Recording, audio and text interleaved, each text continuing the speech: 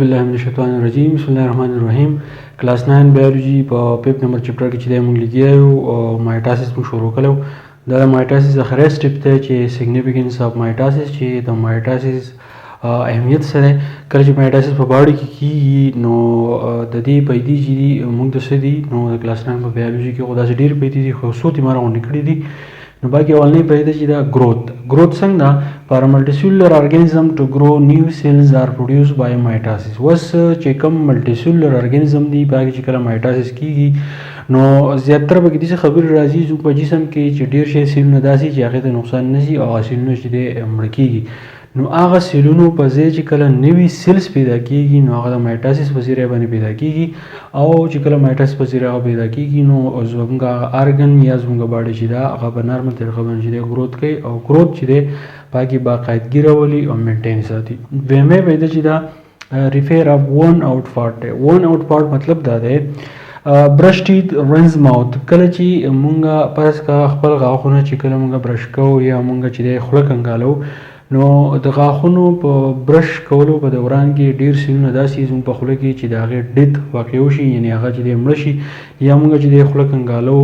نو زیاتر کم سیلونه چې زیاتر مړه شي نو هغه لاړ شي زموږ په خوله کې چې کومې لاړې دي په هغه کې جمع شي او چې کله موږ خوله کنګالو موږ چې د اوبه توکو یا موږ لاړې توکو نو هغه سیلونه چې دی د هغې سره لاړ شي نو 100 of cells are shed in saliva په سونو باندې سیلونه چې د مړه شي هغه به د لاړو کې چې د جمع شي these cells are then replaced by mitosis نو کم سیلونه چې زموږ په خوله کې چې د خراب شي د برش د وجې نه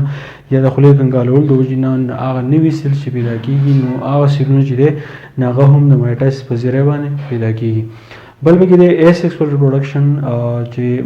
داسې ارګانیزم پکې شته چې باقي چې د مایټاسیس کیږي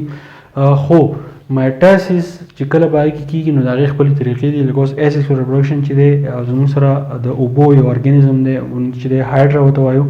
نو هایډرا څه چل کوي دا برس که زموږ سره هایډرا دی نو هایډرا دا چل کوي چې د دې سیل چې دی گروث کوي یعنې ځان په شان بل سیل چې دی پیدا کوي بډینګ په ذریعه باندې او یو نوی سیل چې دی هغه دلته کې جوړ شي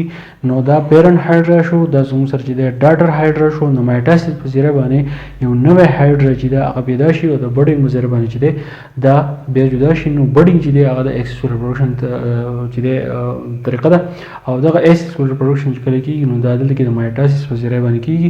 بل شوټ ته تنه ده او روټ ته نو شوټ او روټ یعنې تنه او زیله په بوټي کې چې کله دا گروث کوي نو په دې سیلونو کې چې مایټاسیس کیږي او د هغې په ذریعه د خپل گروث چې دی باقي باقاعدګي راولي د هغې نه علاوه ریجنریشن رینیول اف سیلز اینڈ ټیشو په ریجنریشن اصل کې مطلب دا دی یعنې دوباره پیدا کېدل یا دوباره چې دی پیدا کول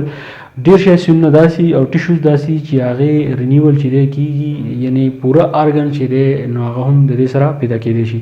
آل ارګانیزم هیو دیس ایبیلیټي اوس ټول ارګانیزم چې دی باقي د ایبیلیټي شته یعنې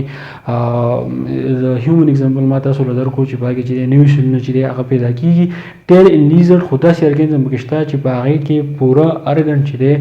نو هغه د مایټاسیس په ذریعه باندې چې دی پیدا کېږي لکه زموږ سره چې دی چرمختۍ ده د هغې نه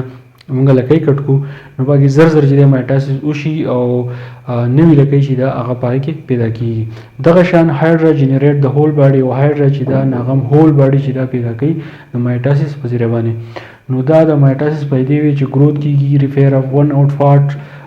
چې کم سیل زموږ سره ډېر زیات ډیمیج شي نو هغه نوي سیل چې کله ریپلیس کېږي نو هغه هم د مایټاسیس په ذریعه باندې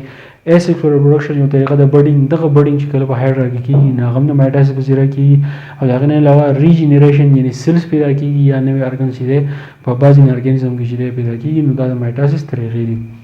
نو دا و د مایټاسیس اهمیت که په تاسو پوه شوي نو نورو سټوډنټانو سره یې خامخا شیر کړئ چې چاته فایده ورسي تھینک یو ډېر مننه